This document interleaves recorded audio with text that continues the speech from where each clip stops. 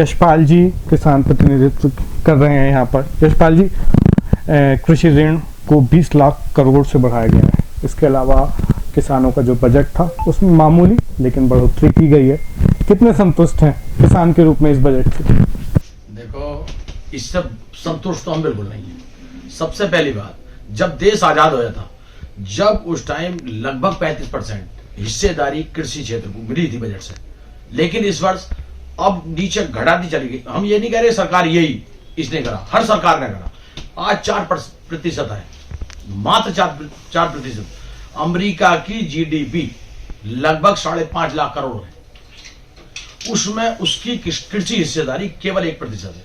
और भारत की जीडीपी मात्र लगभग 4 लाख करोड़ के लगभग है, और उसमें हिस्सेदारी 16% यानी 17% के लगभग है यहां। तो आप ये देखो, कृषि हम कितना दे रहे हैं, सरकार को कितनी जीडीपी बढ़ा रहे हैं, लेकिन हमें मिला क्या? एमएसपी गारंटी कानून जैसे मोटे अनाज के लिए इन्होंने प्रोत्साहन दिया, लेकिन मोटे अनाज में उसकी कोई गारंटी नहीं है। अगर किसान फसल बोले, जैसे इस साल गन्ना हमने बो लिया, गन्ना कम से कम एमएसपी जो है वो 1 साल पहले तय हो, लेकिन गन्ना बो लिया और रेट बढ़ानी, रेट तय भी नहीं होया।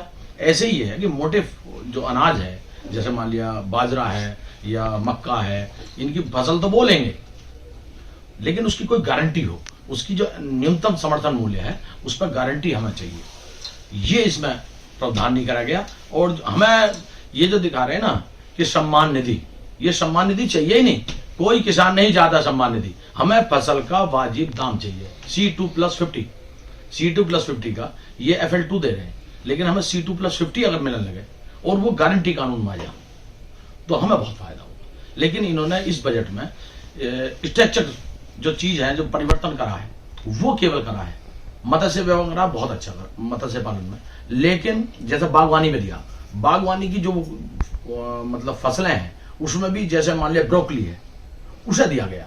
जो हाई क्वालिटी की मतलब फसल है, बागवानी खेती वो है, मतलब प्रोडक्ट है, उसे हाई क्वालिटी वाले को दिया गया।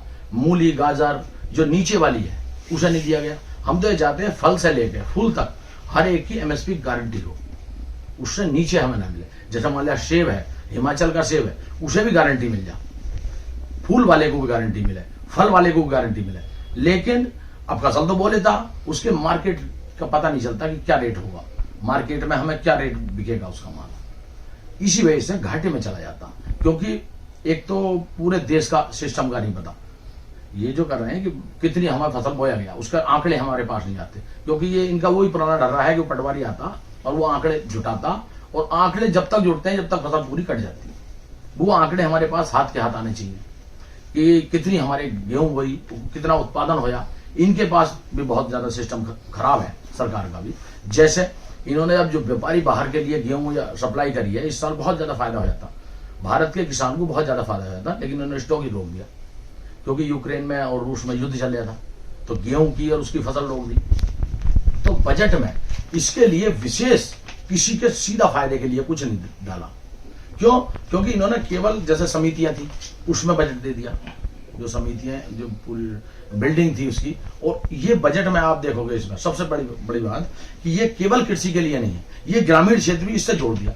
जैसा मान लिया रोड है गाँव की, तो वो भी इसी बजट में डाल दिया।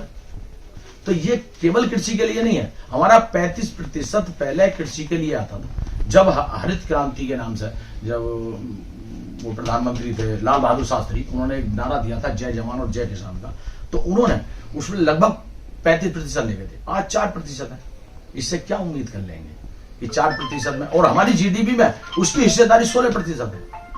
जीडीपी हम 16% दे रहे हैं, भारत की जीडीपी में हमारी हिस्सेदारी 16% है, लेकिन हमें उसका बजट का केवल 4% है। भाई कम से कम उसे तो ले जाओ। अमेरिका में केवल मात्र जीडीपी का 1% है और उसकी हिस्सेदारी बहुत ज्यादा है। तो ये हमें बजट से ज्यादा उम्मीद नहीं। किसानों के लिए लोन के अमाउंट को काफी बड़ी मात्रा में बढ़ाया गया है। नहीं, अमाउंट बढ़ा दिया, अमाउंट, क्योंकि छोटे किसान बन रहे। हर साल जैसे एक बाप के 4 बेटे हो गए, तो वो कृषि मतलब उनकी केवल संख्या बढ़ गई। हमें उम्मीद क्या थी, लगभग 20 साल से जो 3 लाख पर सब्सिडी मिलती है हमें, जो लोन पे 3 लाख तक मिलती है, वो सब्सिडी बढ़नी चाहिए थी लगभग 5 लाख या 7 लाख पे। हम तो 7 लाख की उम्मीद कर रहे थे, लेकिन 5 लाख तो बिल्कुल कंफर्म मान रहे थे कि 5 लाख हो जाएगा। क्यों अब वो बढ़ाई नहीं कि 20 साल से वही सब्सिडी चल रही, केवल 3 लाख पे है। वो जो 4% मिलती है वो केवल 3 लाख तक है। उससे 7 लाख या 5 लाख, क्योंकि अब महंगाई बढ़ गई तो लगभग 5 लाख हो जानी चाहिए थी। ये तो ऑटोमेटिक एक प्रक्रिया है कि अगर महंगाई बढ़ रही है तो उसी हिसाब से उसे बढ़ा दो, हर एक की बढ़ रही है भाई, इनकम बढ़ रही है तो उसी हिसाब से वो बढ़ा दो।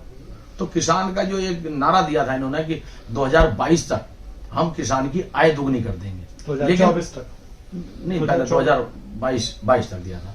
2022 तक जो 16 में दिया था मोदी जी ने कि 22 तक दे देंगे, तो हम 23 वाला जो शुरुआत हो रहे थे कि मैंने कुछ नया लेके आएंगे जो इससे 22 तक, 22 से बाद में ये दोगुनी करेंगे। लेकिन ना तो किसी फसल में विशेष बढ़ाया गया और ना किसी चीज में जो कृषि जैसे मान लिया यंत्र थे उसमें विशेष हमें कुछ दिया गया, उसमें छूट नहीं दी गई स्पेशल।